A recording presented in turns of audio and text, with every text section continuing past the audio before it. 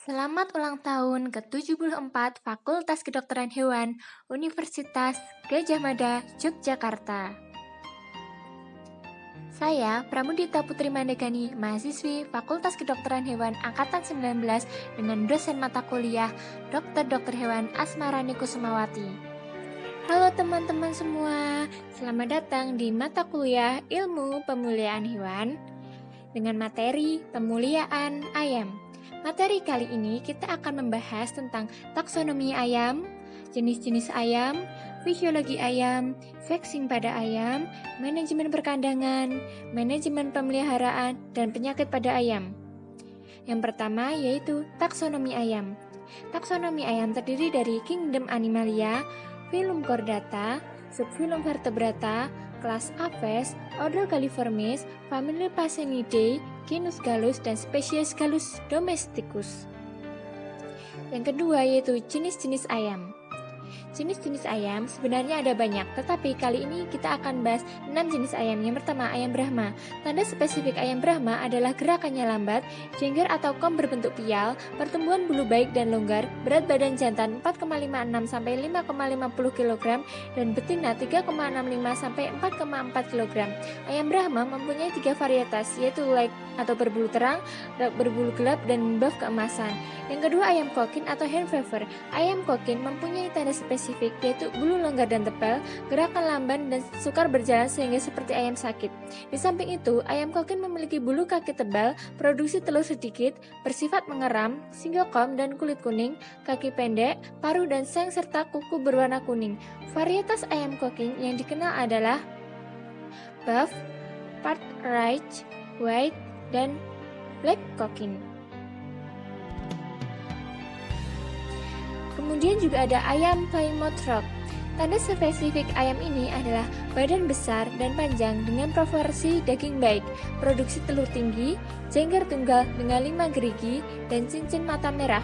Berat badan ayam jantan 3,5 sampai 4,4 kg dan betina 2,75 sampai 3,5 kg. Ayam White Plymouth Rock dikembangkan sebagai penghasil ayam broiler karena bulunya putih dan mudah dicabut, serta kulitnya berwarna kuning. Varietas ayam Plymouth yang terkenal adalah Barred Plymouth Rock. Kemudian ada ayam Leghorn. Ayam ini adalah ayam petelur. Tanda spesifiknya White Leghorn adalah bentuk tubuh ramping, paruh, kulit dan kaki berwarna kuning.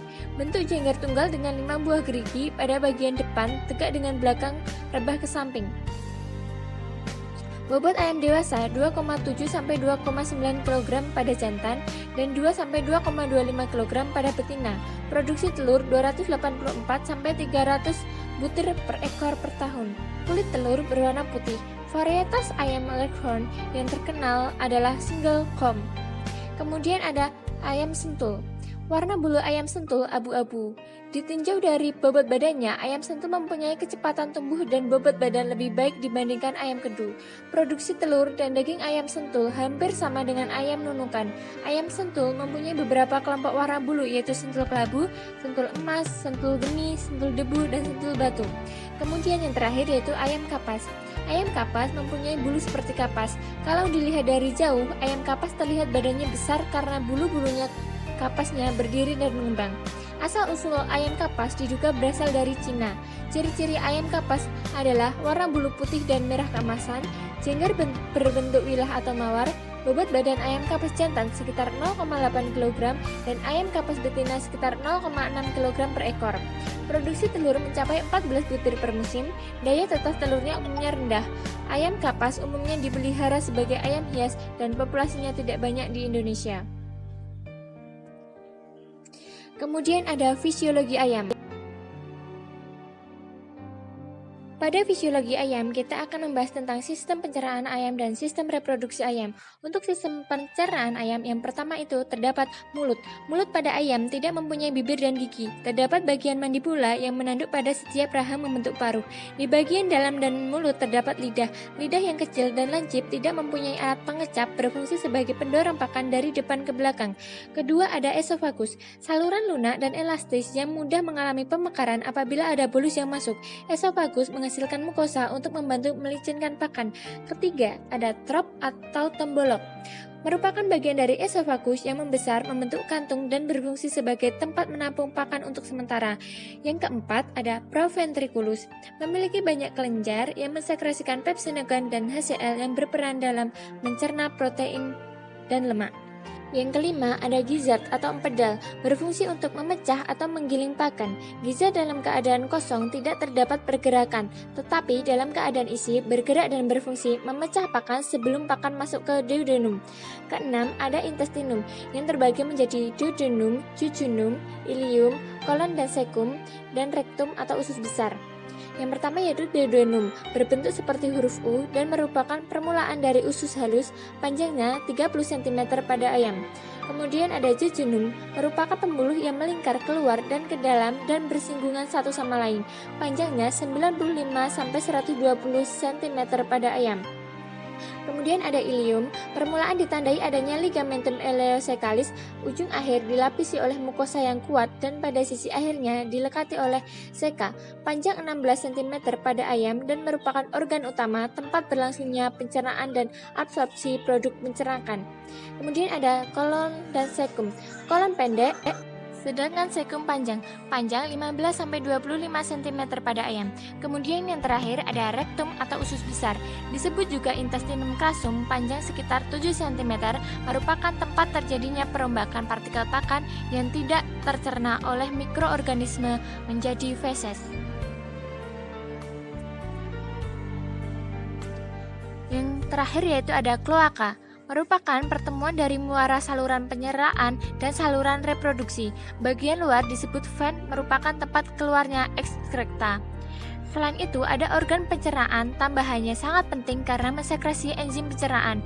Organ pencernaan tambahan ini meliputi pankreas, letak pada lekuk duodenum, merupakan cairan pankreas yang berperan dalam pencernaan pati, lemak, dan karbohidrat dan mensekresi insulin. Kemudian ada hati atau hepar, letak di bagian ventral cavum abdominalis mendekati sternum dan dinding abdomen, berfungsi mensekresikan getah empedal. Kemudian ada sistem reproduksi. Yang pertama, organ reproduksi jantan. Terdapat 2 testis sebagai penghasil atau sumber spermatozoid, letak pada rongga badan dan tidak pernah turun ke skrotum atau kantung testis. Selanjutnya berhubungan dengan tubula seminiferus vas deferens menuju kloaka. Kemudian ada organ reproduksi betina. Pada awal pertumbuhan embrionik terdapat 2 gonad pada betina maupun jantan. Pada keadaan normal pada ayam betina, alat reproduksinya hanya berkembang yang sebelah kiri, sedang yang kanan persitan atau rudimenter. Alat reproduksi betina terdiri dari ovari, fanel, magnum, istimus, uterus, vagina, dan muara kloaka. Dalam sistem reproduksi terdapat juga telur. Perjalanan sebutir telur dalam alat reproduksi betina membutuhkan waktu 25 jam. Setelah diovulasikan, telur diterima fanal dan berada di fanal selama 15 menit, magnum 2 jam 45 menit, istimus 1 jam 15 menit, uterus 20 jam 45 menit, selanjutnya terdorong melewati vagina dan kloaka.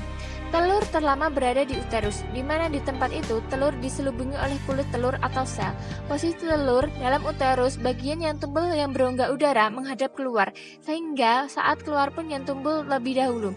Pada garis besarnya, formasi telur terdiri atas game spot, the yolk atau kuning telur, dan the white atau putih telur. Berikut gambar dari telur. Kemudian kita akan membahas tentang sexing pada ayam. Yang pertama yaitu metode buka kloaka atau Venn method. Metode buka kloaka lazim dilakukan pada anak ayam umur 1 hari. Apabila kloaka anak ayam dibuka, akan terlihat perbedaan antara jantan dan betina. Pada kloaka ayam berjenis kelamin jantan terlihat tonjolan kecil, sedangkan pada betina tidak ada. Oleh karena itu, tonjolan sangat kecil kadang sulit diamati, kecuali bagi yang telah berpengalaman.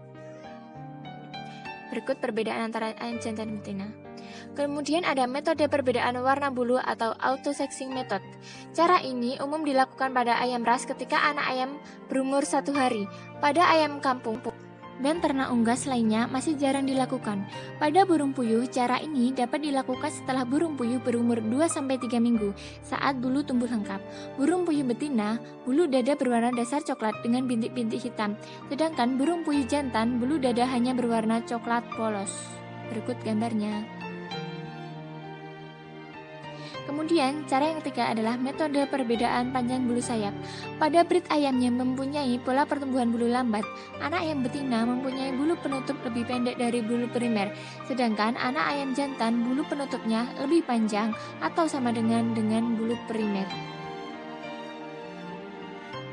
Selanjutnya, kita akan membahas tentang manajemen pemeliharaan yang terdiri dari jenis pakan ayam. Ada halus, kasar, setakan, dan campuran. Halus atau mesh, keadaan fisik halus seperti serbuk umumnya diberikan pada anak ayam tipe petelur umur 1-2 hari, tetapi dapat juga diberikan pada ayam dewasa semua umur. Kebaikan dari pakan ini, konsumsi ransum lebih uniform. Bagian yang penting umumnya bentuk serbuk dapat ikut termakan dan ayam tidak pilih-pilih. Kekurangannya, biaya bertambah untuk menghaluskan. Pakan mudah menggumpal, umumnya sulit mengajari ayam dengan makanan dengan bentuk yang halus.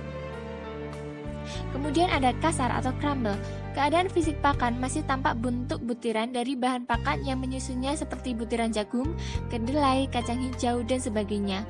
Umumnya diberikan pada ayam umur 2 bulan pada tipe petelur dan lebih 1 bulan pada broiler.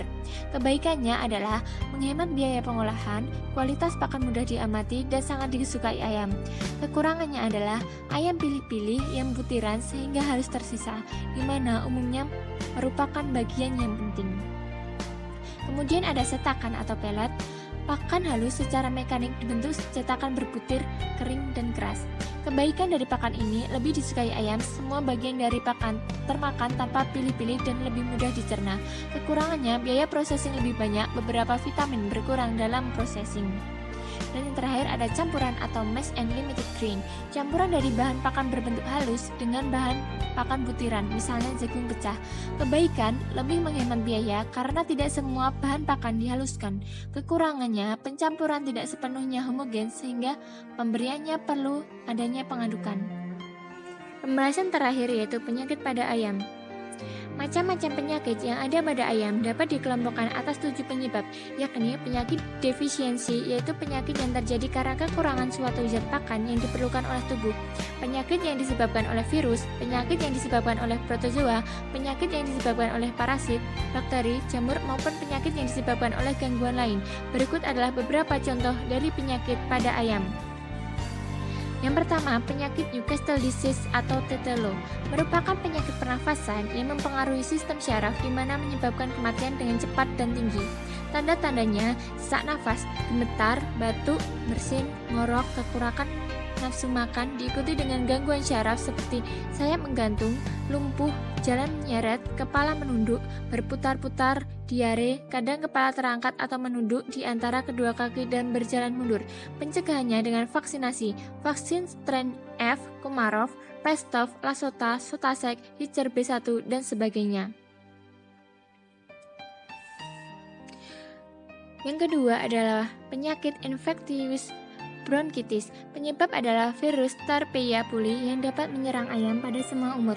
Pada ayam sedang dalam masa pertumbuhan, kematian dapat mencapai 90% dan sangat berarti pada pemeliharaan broiler.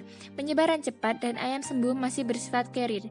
Tanda-tandanya bersin, megap-megap, batuk, hidung beringus, nafsu makan turun, kebengkakan pada sinus-sinus. Kalau diseleksi pada bronki terdapat lendir dan bintik-bintik pada permukaan laring dan trakea. Pencegahannya dengan vaksinasi dan antibiotika dosis pencegahan. Kemudian yang terakhir ada chronic respiratory disease. Penyebabnya adalah Mycoplasma gallisepticum, merupakan penyakit pernafasan menahun. Kematian semakin tinggi apabila bersama dengan tetelo, IB, dan gejalanya semakin kompleks. Penularan melalui ayam yang sakit, peralatan, petugas, dan telur. Tanda-tandanya kesukaran bernafas, bersin, ngorok, keluar cairan dari hidung, lesu, dan kurus. Pencegahan, pilih telur tetes dari induk yang sehat, kandang bersih, pisah ayam berbeda umur, dan beri Vitasik sebagai anti stres. Cukup sekian materi dari ilmu pemuliaan ayam. Terima kasih dan sampai jumpa.